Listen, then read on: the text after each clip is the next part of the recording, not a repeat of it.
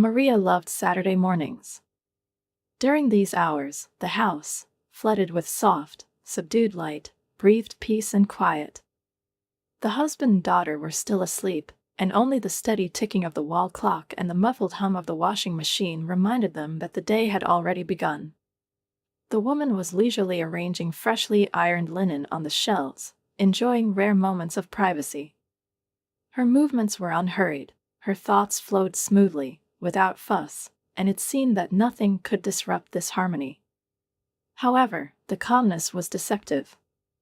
The doorbell rang, unexpected, abrupt, disturbing the cozy order of a Saturday morning. Maria shuddered, automatically glanced at the wall clock and frowned. It was still too early for the guests. My heart thudded against my ribs as an uneasy premonition squeezed my chest. She hastily wiped her hands on the hem of her house dress and, trying not to wake her husband and daughter, headed for the front door.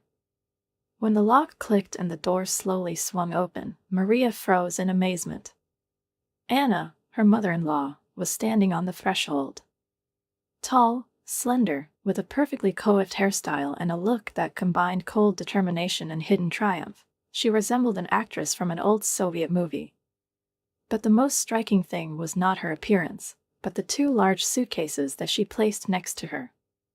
"Hello, Maria," she said with a slight smile, as if their meeting was the most natural thing in the world.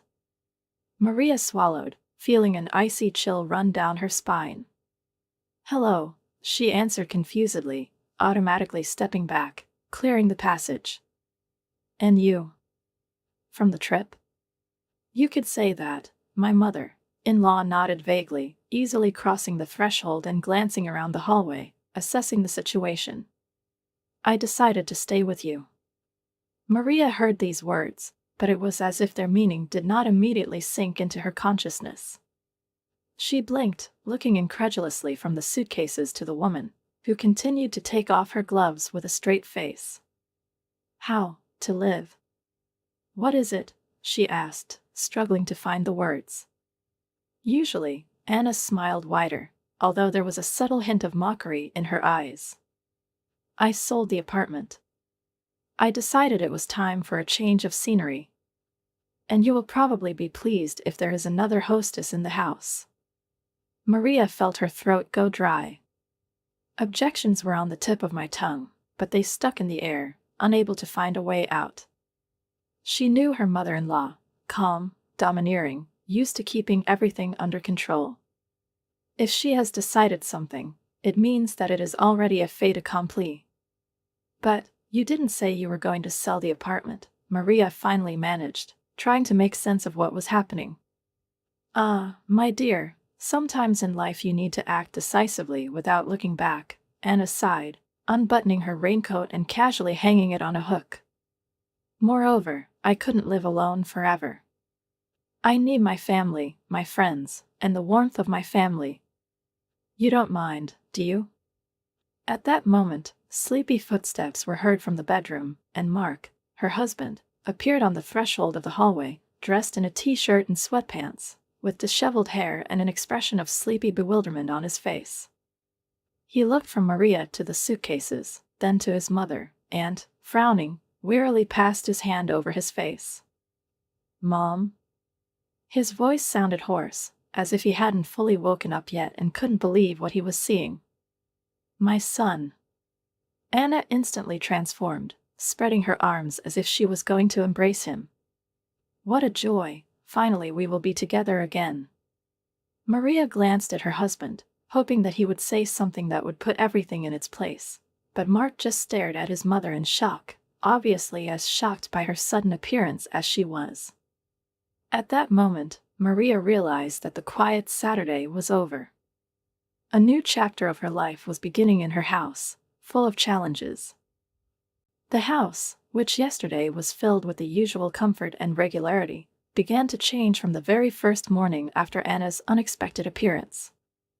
These changes were not abrupt or harsh, they penetrated the family's way of life gently but inexorably, like a light ripple on the surface of water, which eventually develops into restless unrest.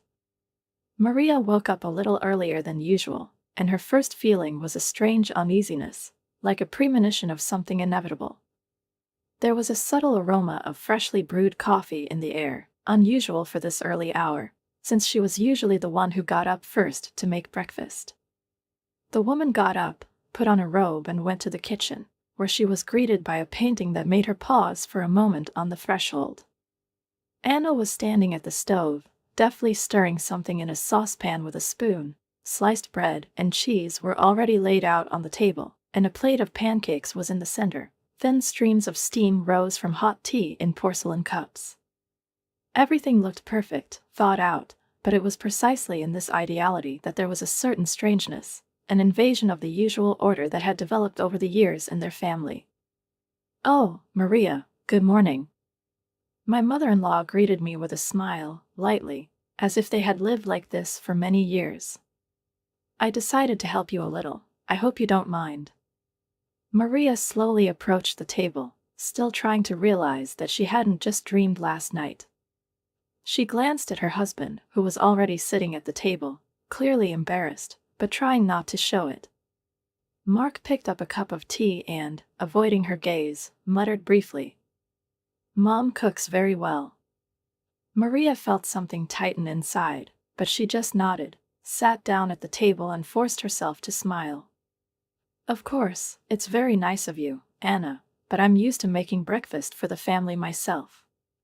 "Oh, baby, why are you doing this?" The mother-in-law threw up her hands theatrically. Her voice sounded both affectionate and slightly condescending. "You're already tired, you have so many worries." "I'm not visiting, but at home, you might say." "Why don't I take on some of the hassle?" Maria felt her fingers involuntarily tighten around the spoon. At home, these words were not accidental. Anna really behaved like a hostess. During the day, she seemed to imperceptibly but persistently change her usual routine, rearrange things in the kitchen, sorted the food in the refrigerator to her liking, found up the more convenient place for books and small things in the living room.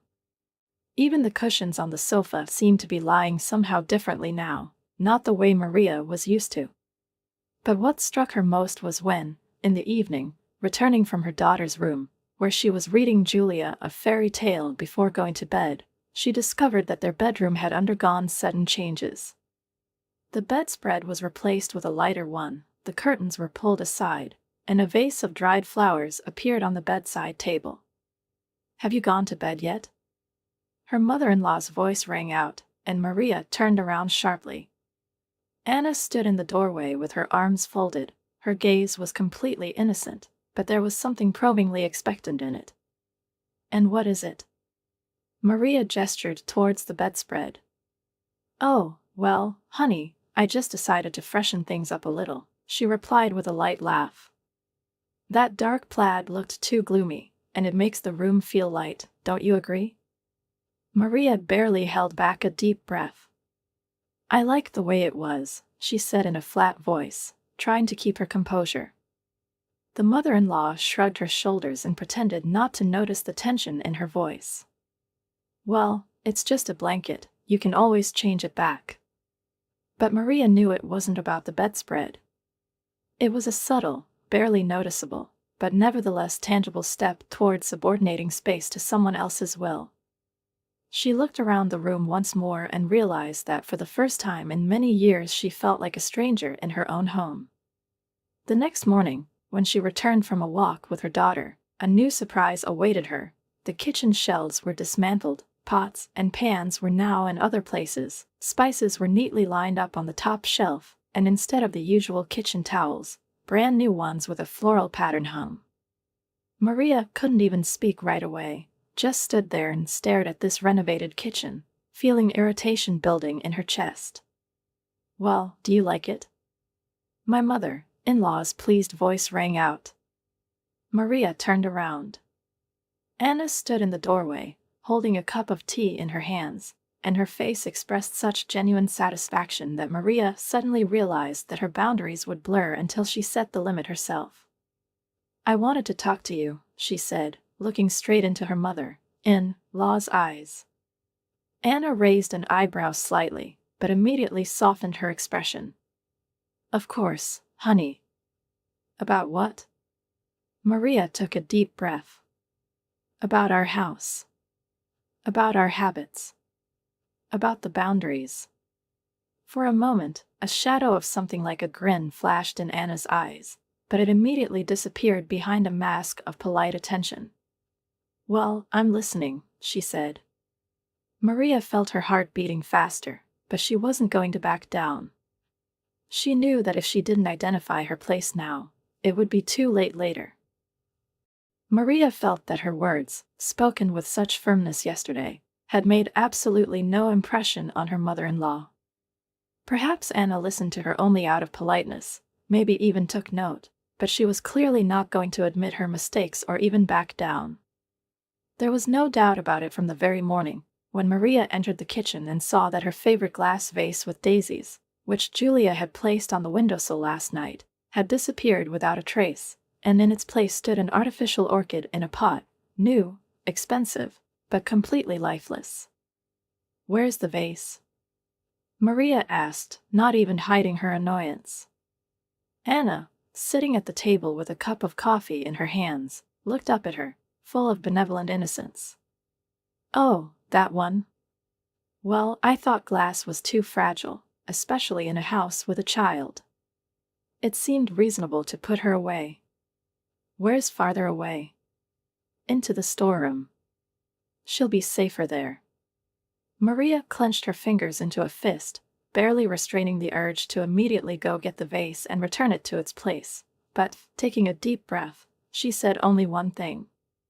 "It is not customary for us to throw things away without permission." "I didn't throw it away," my mother-in-law shrugged, sipping from her cup. "I took care of the order in the house." The word order sounded especially harsh, as if the invisible line between the hostess and the guest had thinned even more, almost disappeared. Maria already knew that her mother-in-law would not stop, that every new day would bring new small but unpleasant changes.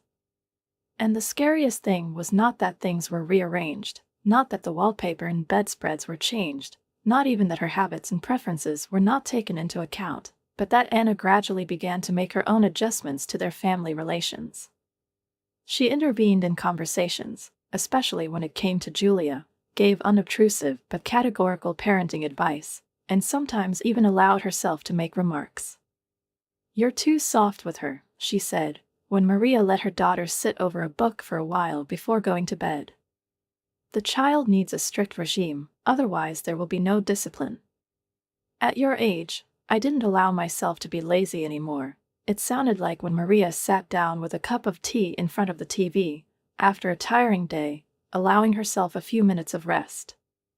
"Mark is tired, he needs more peace," she said one day when Maria asked her husband to help with the cleaning. But the worst part was that she began to influence Julia. It happened unnoticeably, almost innocently. At first, Maria did not pay attention to some of the new expressions that her daughter began to use in conversation, did not give importance to the fact that she increasingly ran into her grandmother's room for advice, that she began to spend more time with her. But then she noticed that Julia's words sometimes had a note of discontent that had not been typical of her before, that the girl began to argue a little more often, and something alien appeared in her intonation. And one day, when Maria told her daughter to turn off the tablet and help around the house, Julia suddenly, without looking up from the screen, said, "Grandma says I don't have to do housework, because I'll have my whole life for it." Maria froze. "What?" Julia shrugged, her voice calm, but there was stubbornness in it. "Well, you're resting too, and I'm tired at school." Maria felt her heart tighten, and she slowly turned her head towards the doorway, where Anna was already standing, arms crossed over her chest and lips slightly pursed. "I told her that," she said, not hiding her satisfaction. "I don't see anything wrong with the child getting some rest." Maria took a deep breath. "I see it. I'm teaching her responsibility." "Oh, Maria, responsibility is brought up by time, not orders. You take on too much yourself, so you think that everything needs to be done strictly according to the rules." Julia watched them, looking from one to the other, and there was something like confusion in her eyes. "Go to your room," Maria told her daughter, trying to keep her voice steady. Julia hesitated, as if waiting for permission from her grandmother, but then reluctantly got up and left. Maria turned her gaze to her mother-in-law. "You have no right to interfere in my upbringing." Anna grinned, folding her arms over her chest. "I have the right to say what I think is necessary." Maria felt a wave of anger rising in her, but at that moment her husband's voice rang out behind her. "What's going on here?" Turning around, Maria saw Mark standing in the doorway with an expression of anxious incomprehension. "What's happening is that your mother thinks it's possible to tell me how to raise our daughter." Mark frowned and looked at Anna, but she just shrugged her shoulders. "I was just giving advice," she said in a tone of innocence. "You didn't just give advice," Maria's voice trembled, but not from fear, but from rage. "You're deliberately turning Julia against me." There was silence. Mark exhaled slowly, ran his hand over his face, and took a step toward his mother. "Of course not," her voice was calm, but there was a hint of reproach in it. "I'm just trying to help, because I have more experience than you." Maria couldn't listen anymore. "If this is called help, then I'm afraid to imagine what will happen next." And then the unexpected happened. Anna suddenly turned pale, her hand slid to her temple, and her lips twitched. "Oh, something ahead." Maria involuntarily took a step forward, but Anna had already grabbed the edge of the table, and Mark rushed to her, supporting her by the shoulders.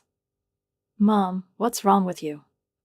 The mother-in-law looked up at him with a pained look and said softly but expressively, "Nothing, just a little bad. Probably nerves."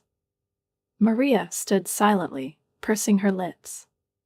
She didn't know if it was sincere or just another move in a long-running game. Anxiety hung heavy in the house, filling every room, seeping into conversations, gestures, even glances. Anna, holding her temple, looked especially fragile and vulnerable that evening. Her face, usually proud and self-confident, now seemed pale, her lips were compressed, and her movements were a little slow, as if fatigue accumulated over many years had suddenly covered her head. Mark, without understanding why, was more worried than he would like to admit, and when his mother, sinking into a chair, wearily whispered that her blood pressure was probably jumping, he immediately rushed to the first aid kit and then, handing her a blood pressure monitor, watched with concern as she fastened the cuff with trembling fingers. On the arm. Maria was silent.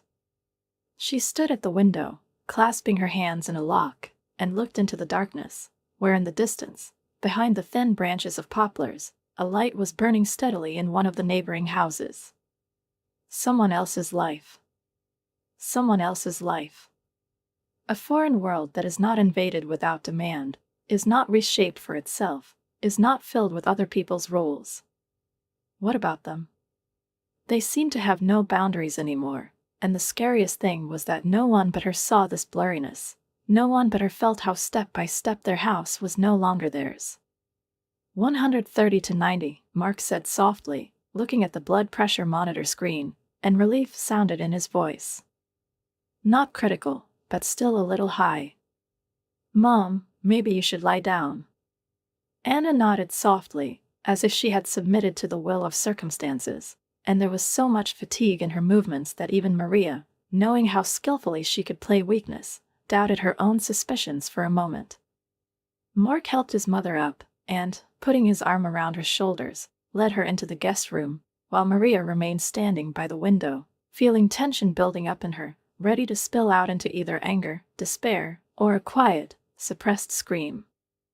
The next morning, Anna looked just as pale, but at the same time surprisingly active. She brewed herself herbal tea, spoke in a calm voice, a little sad, but without a trace of yesterday's weakness, and when Mark asked how she was feeling, she smiled sadly but courageously, like a person who accepted the inevitable. "I'm feeling better, son, but I think my nerves are taking over. After all, age, changes, and I don't want to blame anyone, but there's so much tension in the house. I admit it's not easy for me to breathe in this atmosphere." Maria froze. It was a move. Regular. She knew. Mark frowned, put down his spoon and looked at his mother more closely, and then looked at his wife.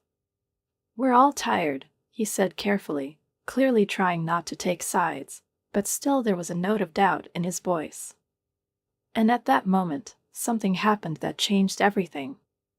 Julia appeared in the kitchen doorway, and she was holding a thin folder with documents in her hands. "Grandma, is this yours?"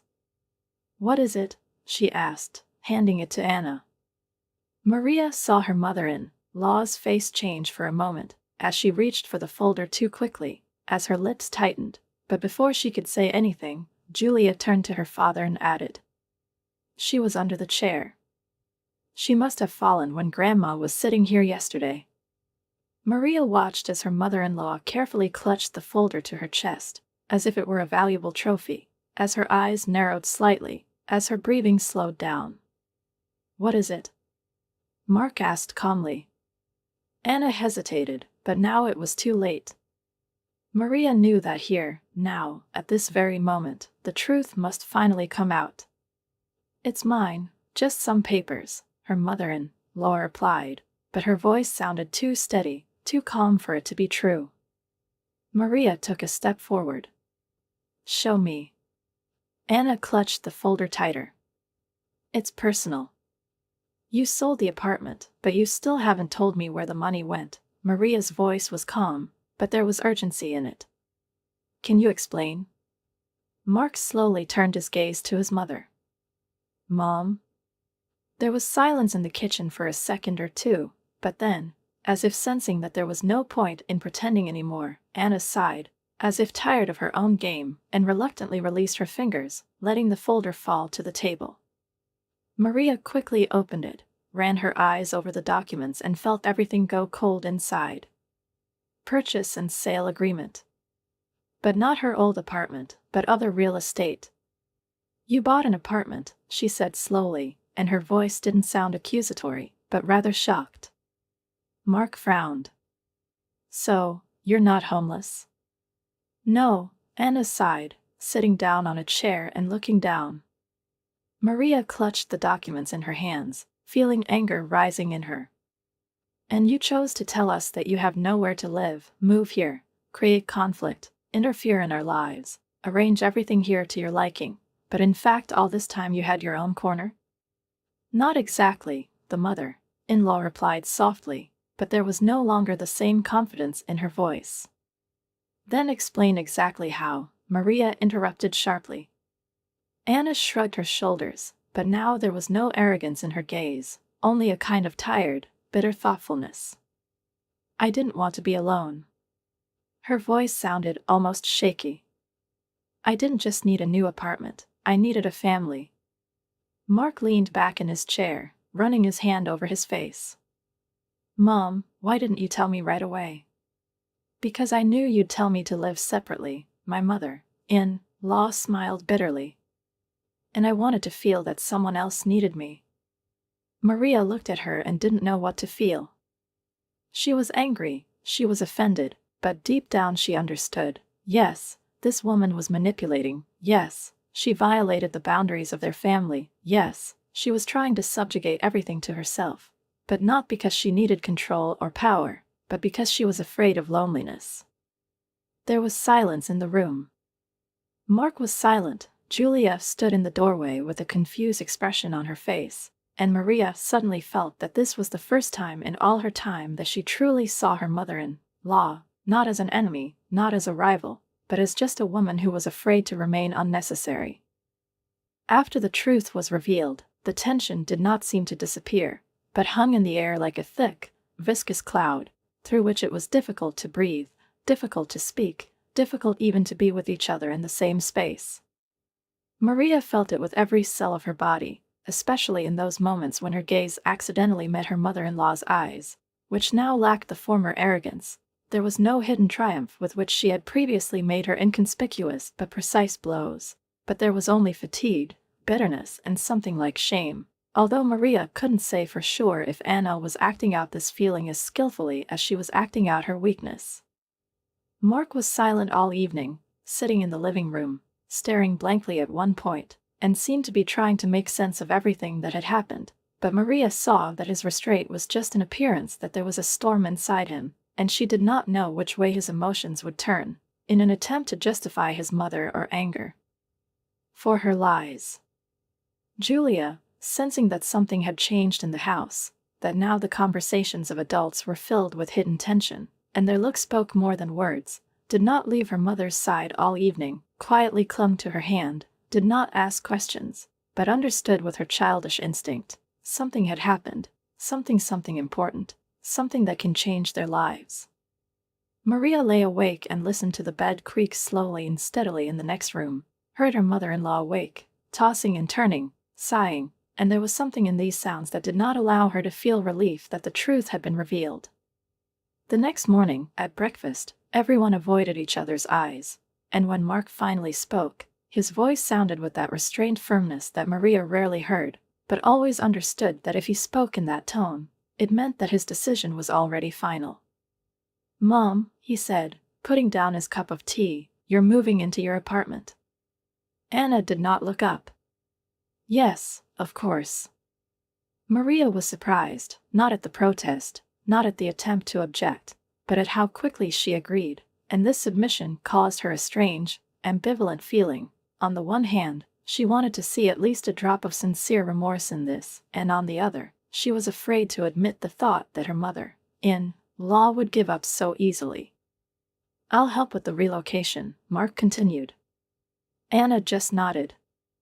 Maria expected to see annoyance, disappointment in her eyes, maybe even that icy resentment that she sometimes used as a weapon, but instead, she noticed only a quiet reverie, as if deep down her mother-in-law had known for a long time that this would happen, that this game, which had dragged on for weeks, had to end. "That's right, and now that everything is resolved, she simply doesn't have the strength to fight any further." A few days later, Anna's things were packed, the suitcases were back in the hallway, just like the day she suddenly appeared on their doorstep, but now they didn't look like a symbol of invasion, now they meant leaving, and there was something strangely right about it, something like restoration justice. When her mother-in-law was standing at the exit, Julia suddenly stepped forward and, to Maria's surprise, timidly hugged her grandmother. "You're coming, aren't you?" "What is it?" she asked. Anna looked at her granddaughter with an expression in which Maria could not make out all the shades of emotion, but there was no falseness in her voice when she said, "Of course, honey."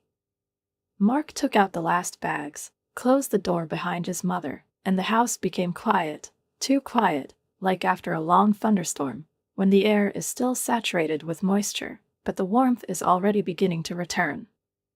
Maria, left alone in the living room, looked at the table, where there was still a vase of fresh flowers, and suddenly felt that she did not want to throw them away, did not want to get rid of this fragile but significant symbol, which now seemed to her not just a part of the interior, but something more, something that it reminded her that the house, its order, its warmth and comfort depended only on her, and that now that this chapter of their lives was closed, she had to learn to feel like a mistress here again.